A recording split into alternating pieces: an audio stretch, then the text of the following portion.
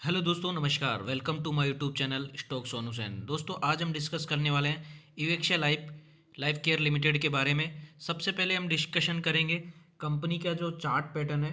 सब आज 3 पॉइंट पर डिस्कस करने वाला है। सबसे पहले हम कंपनी के चार्ट पैटर्न पे, कंपनी का जो प्रीवियस पास्ट रिटर्न है उसके बारे में जानेंगे। सेकंड, हम डिस्कशन करेंगे कंपनी का बिजनेस मॉडल पे एंड मार्केट कैपिटलाइजेशन के ऊपर। थर्ड, हम डिस्कशन करेंगे कंपनी का क्वार्टर 2 के जो रिजल्ट हैं वो कैसे रहे, उसके बारे में हम डिस्कशन करने वाले हैं। सबसे पहले हम पॉइंट 1 से स्टार्ट करते हैं, चार्ट पैटर्न और जो प्रीवियस परफॉर्मेंस कैसे रहा है इसका। सबसे पहले एक दिन का अगर चार्ट देखते हैं तो किसी प्रकार का कोई यहाँ पे आपको अर्निंग देखी नहीं गई है, 0% है। अगर हम 5 दिन का अगर लगाते हैं तो आपको देखने को मिल रहा होगा नेगेटिव में लगभग 2.26 के आसपास नेगेटिव रिटर्न है। इसी प्रकार अगर हम 6 मंथ्स का अगर लगाते हैं तो आपको देखने को मिल रहा होगा लगभग 36% आपको यहाँ गिरावट देखने को मिली है। यानी कि कंटिन्यूस शेयर में गिरावट ही आ रही है, किसी प्रकार का कोई रिटर्न देखने को नहीं मिल रहा है। अगर हम पूरे साल का यानी कि जनवरी से लेकर आज 14 नवंबर तक का अगर चार्ट देखते हैं तो आपको देखने को मिल रहा होगा 50% आपका जो पैसा है वो वाइस आउट मतलब ख़त्म हो गया। यानी कि आपने अगर 100 रुपये लगाए तो आपके 50 रुपये ही बचे इस कंपनी के वैल्यूएशन के अकॉर्डिंग। अगर मैक्सिमम चार्ट पैटर्न देखते हैं तो आपको यहाँ देखने को मिल रहा होगा किसी टाइम पे कंपनी 2012 के आसपास जो भाव था वो आज सेम आ गया है। यानी कि क्या 10-12 साल बाद भी कंपनी का वही सेम हालत, मतलब वही रास्ते पे आ गई है जो पहले थी 10 साल 12 साल पहले। उसी प्राइस के आसपास आपको यहाँ देखने को मिल रहा है। काफ़ी टाइम उस टाइम भी यहाँ पे एक पर्टिकुलर जोन तक बिल्कुल फिक्स प्राइस में घूमा, फिर उसके बाद थोड़ा सा अप किया, फिर उसके बाद फिर डाउन गया। तो अभी उस जो 2012 के आसपास में था वहीं पे आपको यहाँ पे अभी फिर से आने को देखने को मिल रहा है जो यहाँ पे था। तो ऐसा क्यों हो रहा है दोस्तों, उसी के बारे में अभी थोड़ा सा डिस्कशन करेंगे। सबसे पहले आपको यहाँ देखने को मिल रहा होगा कि जो प्राइस है, जो प्राइस मूवमेंट आपको यहाँ पे बिल्कुल वैसी आ गई है जो आज से 10 साल पहले थी। इसके पीछे क्या है, कंपनी की परफॉर्मेंस आपको यहाँ नेगेटिव देखने को मिल रही है। तो अभी हम चलते हैं इसके फंडामेंटल के ऊपर कि कंपनी का मार्केट कैपिटलाइजेशन कितना है, कंपनी किस तरीके का बिजनेस करती है, कंपनी के जो अभी इसके प्रमोटर्स के क्या स्टेटस है और इसकी जो प्रॉफिटिंग के क्या स्टेटस है। तो दोस्तों अभी हम आ गए हैं और ये कंपनी के बारे में देखते हैं। तो 1990 के आसपास, यानी कि पुरानी कंपनी है, अभी नई कंपनी तो है नहीं वैसे। तो ये मोस्टली किस फील्ड में काम करती है, केमिकल, एग्रीकल्चर प्रोडक्ट्स और अदर कंज्यूमर्स गुड्स में ये सबसे ज़्यादा काम करती है। कंपनी का अगर बिजनेस मॉडल देखते हैं, आपको यहाँ देखने को होगा बिजनेस मॉडल किस किस फील्ड में काम करती है। देखने को सबसे पहला है एडिबल ऑयल, यानी कि जो अपन खाने पीने की जो लिए तेल यूज करते हैं उसमें भी एक कंपनी का बिजनेस है। High quality edible oil cooking, baking others process के अंदर। प्लास्टिक ग्रैनुलस, इस प्लास्टिक के भी, और पर्सियस स्टोन्स वगैरह, इलेक्ट्रिक व्हीकल्स। सबसे बड़ा एक प्लस पॉइंट कंपनी का ये है, ये जो आने वाला जो सेक्टर है, आने वाली जो दिशा मतलब फ्यूचर है वो इलेक्ट्रिक बाइक्स वगैरह का है। तो इसके अंदर भी कंपनी ने एंटर किया है। Company enter into green energy project. Green energy project like क्या है, ई बाइक्स वगैरह में 2021 से ये काम करना स्टार्ट कर दिया है। और इसका जो प्लांट है एक उन्होंने वडोदरा में लगाया। जो वर्क कर रही है मैन्युफैक्चरिंग ई बाइक्स के उसमें काम कर रही है। लुब्रिकेशन प्रोडक्ट्स, सॉफ्टवेयर डेवलपमेंट के लिए, फार्मा केमिकल ट्रेडिंग्स, इनकी इंक्रीज इन शेयर कैपिटलाइजेशंस वगैरह में। तो जो पहले इसकी जो शेयर कैपिटलाइजेशन 66 करोड़ से 86 करोड़ हो गई है। आपको यहाँ पे इसका अगर रेवेन्यू देखते हैं कि किस तरीके से रेवेन्यू आता है, जो सेल्स वगैरह ट्रेडिंग सेल्स से लगभग 95% आपको यहाँ पे मेन इसका रेवेन्यू आता है। और सेल्स मैन्युफैक्चरिंग प्रोडक्ट से 2%, अदर इनकम से लगभग 3% के आसपास रेवेन्यू आता है। कंपनी का अगर मार्केट कैपिटलाइजेशन की अगर बात करते हैं तो आपको देखने को मिल रहा होगा यहाँ पे कंपनी की जो ग्रोथ है, मार्केट कैपिटलाइजेशन आपको यहाँ पे 327 करोड़ है। यानी कि कंपनी लेस देन 500 में आती है। तो एक तरीके के हम बोल सकते हो कि पेनी स्टॉक की कैटेगरी में तो है कंपनी।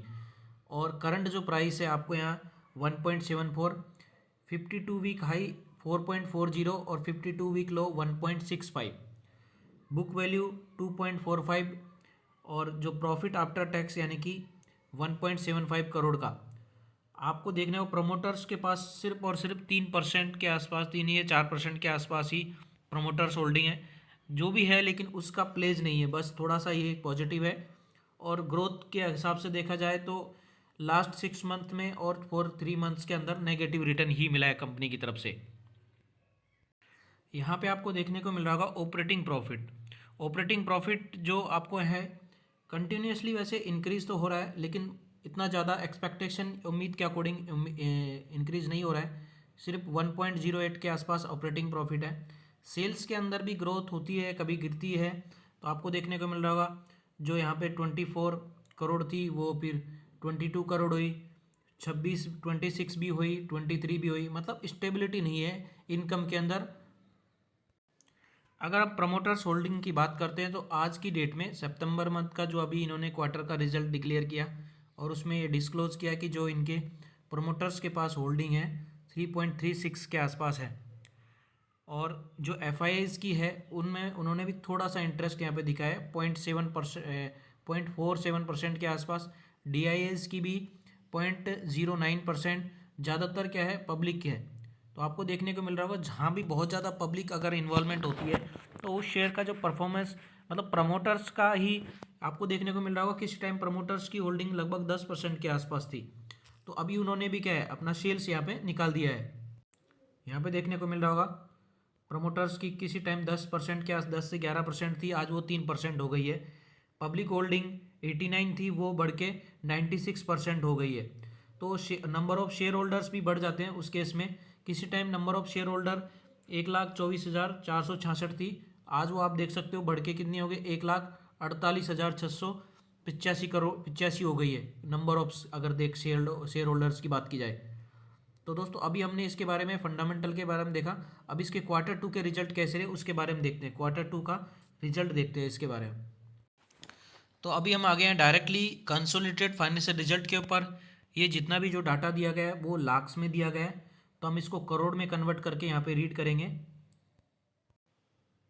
करोड़ में कन्वर्ट करके रीड करेंगे। सबसे पहले हम देखते हैं कि जो टोटल इनकम कितनी रही इस कंपनी की इस क्वार्टर के अंदर। रेवेन्यू फ्रॉम ऑपरेशंस और अदर इनकम, इन दोनों को मिलाने के बाद टोटल इनकम आपको देखने को मिल रही है 26 करोड़, और पिछला जो क्वार्टर था उसके अंदर लगभग 22 करोड़, और उससे जो लास्ट ईयर का जो क्वार्टर था उसके अंदर 26 करोड़। यानी कि कंपनी की क्वार्टर ऑन क्वार्टर बेसिस पे जरूर 4-5 करोड़ का इंक्रीमेंट हुआ है, लेकिन ईयर ऑन ईयर बेसिस पे किसी प्रकार का कोई यहाँ पे परफॉर्मेंस देखने को नहीं मिली है। बिल्कुल फ्लैट है, ना बहुत ज़्यादा गिरी है ना बहुत ज़्यादा बढ़ी है, तो फ्लैट बोल सकते हो। लेकिन क्वार्टर ऑन क्वार्टर बेसिस पे हल्का सा यहाँ पे तेजी देखने को मिली है। अगर एक्सपेंस की बात करते हैं तो आपको यहाँ टोटल एक्सपेंस देखने को मिल रहा होगा इस क्वार्टर के अंदर 25 करोड़ का, पिछले जो क्वार्टर था उसके अंदर 21 करोड़, और उससे जो लास्ट ईयर का क्वार्टर है उसके अंदर 25 करोड़। यानी कि एक्सपेंस भी उसी तरीके से कंट्रोल में रखें जिस प्रकार से इनके इनकम में तेजी आई। जैसे कि इनकम के अंदर Q2 के अंदर थोड़ा ज़्यादा तेजी आई है, तो यहाँ पे एक्सपेंस भी थोड़ा ज़्यादा हुआ है। तो वो तो ऑब्वियस की बात है दोस्तों, अगर कोई भी कंपनी अगर बिजनेस अगर फैलाना चाहती है तो उसमें क्या है उसको एक्सपेंस करना पड़ेगा। सबसे पहले कोई भी मटेरियल, रॉ मटेरियल, कच्चा मटेरियल जो भी होता है उसके लिए इन्वेस्टमेंट करना पड़ता है, देन आफ्टर उसको परफेक्ट शेप में देके उसको सेल आउट किया जाता है। इसी प्रकार अगर प्रॉफिट आफ्टर टैक्स की बात करते हैं, प्रॉफिट बिफोर टैक्स में तो आपको यहाँ देखने को मिल रहा होगा ये यहाँ पे लाख्स में अगर दिया है तो डाटा उसको लाख्स में देखते हैं तो यहाँ 50 लाख है, पिछले क्वार्टर के अंदर 85 लाख, और उससे जो क्वार्टर था उसके अंदर लास्ट ईयर का उसमें 93 lakh. Profit for the period की बात करते हैं, अगर इस क्वार्टर के अंदर अगर प्रॉफिट देखते हैं Q2 के अंदर तो 37 लाख का क्वार्टर प्रॉफिट हुआ। पिछले जो क्वार्टर था उसके अंदर आपको देखने को मिला होगा 63 लाख, और उससे जो लास्ट ईयर क्वार्टर है उसके अंदर 93 लाख। तो आपको देखने को मिल रहा है क्वार्टर ऑन क्वार्टर बेसिस पे गिरावट देखने को मिली है, और ईयर ऑन ईयर बेसिस पे यहाँ पे प्रॉफिट के अंदर गिरावट देखने को मिली है। तो क्वार्टर ऑन क्वार्टर बेसिस पे कितना गिरावट हुआ, 63 से घट के 37 करोड़ हुआ। ईयर ऑन ईयर बेसिस पे भी कितना हुआ, 93 करोड़ से घट के 37 करोड़ के आसपास आया। तो दोस्तों कंक्लूजन में अगर मैं बताता हूँ आपको तो ये है कि इसका जो काफ़ी टाइम से कंपनी है वो परफॉर्मेंस नहीं कर रही है। पहला जो पॉइंट मतलब अंडर परफॉर्म कर रही है, मतलब ऐसा भी नहीं है, लेकिन कंपनी का जो बिजनेस है उसमें भी कोई खास ज़्यादा दम दिखाई नहीं दे रहा है, यानी कि इनकम के अंदर। दूसरा हमने जो कंपनी के रिजल्ट देखे, कंपनी के रिजल्ट में ठीक है ओवरऑल। अगर क्वार्टर के रिजल्ट देखा जाए, इनकम में थोड़ा जरूर क्वार्टर ऑन क्वार्टर बेसिस पे बढ़ोतरी हुई, लेकिन यहाँ पे भी नेट प्रॉफिट के अंदर क्या गिरावट देखने को मिली। तो इनकम के और क्वार्टरली रिजल्ट के हिसाब से भी कंपनी के अंदर कोई ज़्यादा आपको यहाँ पे दिखाई नहीं देता है स्कोप। तो मेरे हिसाब से जो भी अगर स्टॉक में बना हुआ है वो या तो अपना प्रॉफिट बुक करे, या फिर हो सकता है आप अपना होल्ड भी कर सकते हो। ऐसा कोई यहाँ पे कोई शेयर मार्केट मतलब किसी प्रकार का स्टॉक को बेचने या खरीदने की कोई सलाह नहीं दी जाती है। अपने जो भी फाइनेंशियल एडवाइजर है उसके साथ डिस्कशन करके ही आप इन्वेस्ट करें। तो दोस्तों, अगर वीडियो अच्छी लगे तो लाइक करना और चैनल को सब्सक्राइब करना। धन्यवाद।